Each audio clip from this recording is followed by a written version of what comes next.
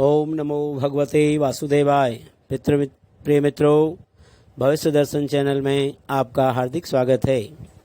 आज हम बात करते हैं पितृ विसर्जनी अमावस्या के बारे में, क्या क्या धार्मिक कर्म और अमावस्या का महत्व।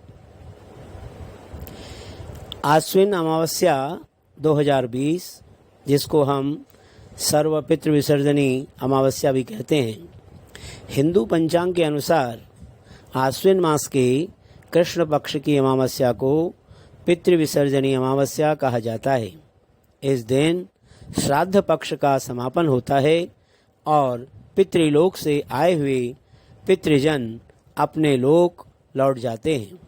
इस दिन ब्राह्मण भोजन तथा दान आदि से पितृजन तृप्त होते हैं और जाते समय अपने पुत्र पौत्रों और परिवार को आशीर्वाद देकर जाते हैं। इस साल आश्विन अमावस्या का जो मुहूर्त होगा वो 16 सितंबर 2020 को सायंकाल 7:58 से 17 सितंबर 2020 को 4:31 तक रहेगा। यानी कि अमावस्या का जो प्रारंभ होगा वो 16 सितंबर को हो जाएगा शाम को 7:58 से, और अमावस्या की जो समाप्ति होगी वो 17 सितंबर को हो जाएगी शाम को 4:31 पर।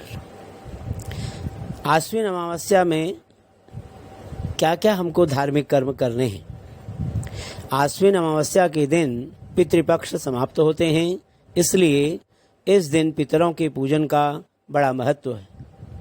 इस दिन नदी, जलाशय या कुंड आदि में स्नान करें और सूर्य देव को अर्घ्य देने के बाद पितरों के निमित्त तर्पण करें। इस दिन संध्या के समय दीपक जलाएं और पूड़ी व अन्य मिष्ठान दरवाजे पर रखें। ऐसा इसलिए करना चाहिए ताकि पितृगण भूखे न जाएं और दीपक की रोशनी में पितरों को जाने का रास्ता दिखाएं।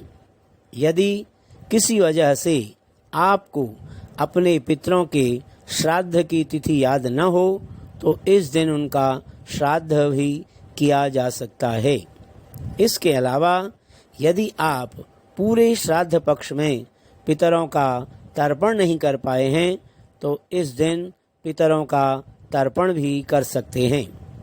इस दिन भूले भटके पितरों के नाम से किसी जरूरतमंद व्यक्ति या ब्राह्मण को भोजन कराना चाहिए।